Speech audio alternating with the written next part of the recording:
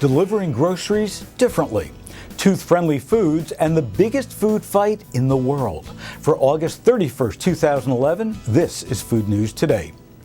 Good morning. Today's broadcast is pre-recorded. However, the chat immediately following will be live. I hope you'll join in. And just a reminder to visit the iTunes Store and download our new free app, Smarter Shopping. And in addition to all the great features, you'll also be able to watch Food News Today right on your iPhone. Food News Today is sponsored by ConAgra Foods, who shares with me the desire to provide the most current, interesting, and unbiased food news. In our health and wellness feature today, we take a look at yet another food logo, the tooth-friendly logo. Taking care of our teeth for many reasons is important to our overall health and well-being. Without teeth, it would be difficult to enjoy a variety of foods of different textures, as well as to obtain nutrients to maintain and promote our health. The foods we choose as fuel and how often we eat affects our general health as well as our teeth and our gums. That's one of the many reasons why Europe is looking to implement a tooth-friendly logo on certain non-erosive foods. In the U.S., approximately 90% of those over 20 are affected by tooth decay. So why is a tooth-friendly logo important? Well, keeping your mouth healthy actually promotes overall health.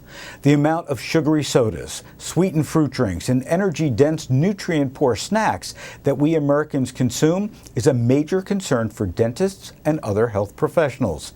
In studying the dental health of people from different cultures with good teeth, researchers found that their diets were much higher in vitamins and minerals, in particular calcium and vitamins A and D. Vitamins A and C are needed for the absorption of calcium, and calcium is an important element in our teeth. Dark green leafy vegetables have good amounts of chlorophyll, phosphorus, vitamins A and C, all of which are needed for calcium absorption. Chlorophyll is thought to help build enamel and to prevent tooth decay, while vitamin C helps reduce plaque from building up. What are some good foods for our teeth? Plant foods that require a lot of chewing, like apples, celery, and carrots help clean and may even whiten our teeth. Chewing increases saliva production, which helps to restore the pH balance in our mouth. A low pH can cause damage to our teeth. Strawberries have gentle cleansing and bleaching properties and may help remove coffee and tea stains, a remedy commonly used in some European countries.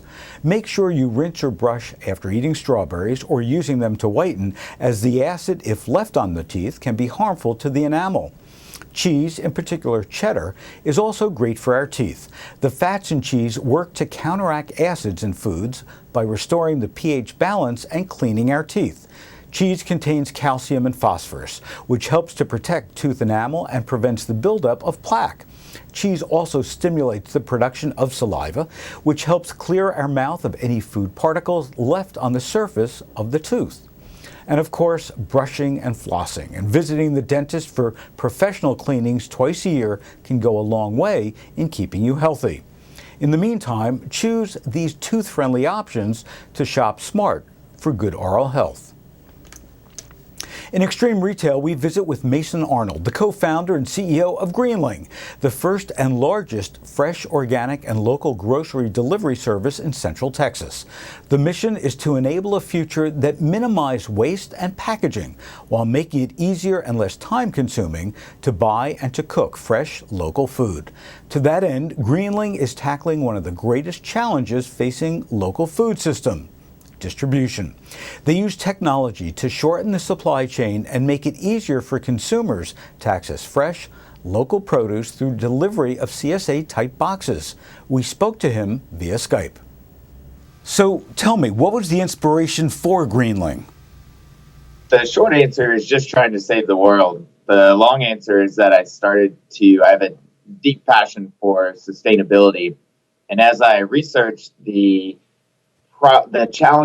biggest challenges I feel like we're facing are energy, water, and food. And as I dug in, I realized the food system impacted all three of those in a dramatic way. Agriculture consumes more potable water than all other forms combined, and more fossil fuels than everything except for our cars driving around. So if we fix the food system, so many things take care of themselves. And so we did research on how we could help and found this model and hit the ground running. So tell me a little bit about what Greenling actually does. On the surface, Greenling is a grocery delivery company, but what we've really created here is a better, faster way to get real food right from the farm to the dinner table. And we do that through an online interface. People can order and pick and choose what they want and get farm fresh food home delivered for free. Now, you source foods, the produce is all local. What are some of the challenges that you're faced with? The biggest challenges in local supply have to do with product variation. Squash from one farmer can be very different than a squash from another farmer. And then each farmer has to deal with all the elements. At least in Texas, weather is very erratic. Dallas was actually determined to be the highest risk city in the nation for natural disasters. We have everything from freezes to floods to record heat waves. So weather is a really big factor and can pose a lot of risk to the local food system. Let me pick your brain for a second and ask you to look into your crystal ball. One of the biggest problems that we have in this country as it relates to food is the obesity crisis, whether it's obesity itself or diabetes. What are some of your thoughts now looking holistically at the food world of what we could do for tackling and solving the problem?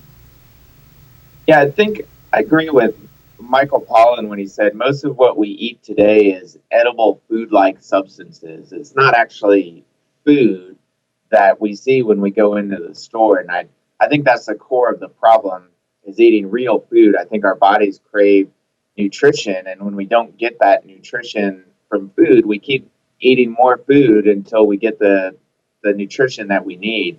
So to me, that's the core of obesity and diabetes is complications of all this fake food. So if we get back to eating real food, which is what Greenling delivers is real food, I think a lot of these other things will it'll help mitigate things like obesity and diabetes. So I hope that more and more companies want to know where their food comes from. Retailers want to know it and only serve real food. And if we can do that cultural shift and start eating real food again, then we'll go a long way towards solving those problems. Thank you, Mason. When it comes to a food fight, it appears no one can come close to consumers in Spain. Today, the world's largest food fight is taking place, La Tomatina. Every year on the last Wednesday of August, the town of Buñuel, Spain celebrates the tomato. 40,000 food fighters head to the small town from around the world for the messy festival. Last year, over 100 tons of tomatoes valued at more than $35,000 were tossed. The week-long festival honors the city's patron saints, San Luis Bertrand and the Virgin de los Desamparados, and the celebrations include parades, concerts, cultural events, and cooking competitions, of course. The Tomatina dates back to 1944, when a street fight erupted during a parade. Tomatoes from a vegetable vendor were used as ammunition, and the tradition began, and at times was actually prohibited by law, although now it's sponsored by the local government. Earlier this morning, the first attraction was the Palo Jabon, a tall pole covered in soap, which promises the reward of a whole ham at the top to the first one to climb the slippery pole. At 11 a.m., a water rocket is shot off and trucks release tons of tomatoes onto the street, and the food fight begins. Participants must crush the tomatoes in their hands before launching them through the air, reducing the impact of a successful hit. Everyone and everything is stained red as participants wade through a tide of tomato pulp. After an hour of tomato tossing, another water rocket is shot off, signaling the end of the fight.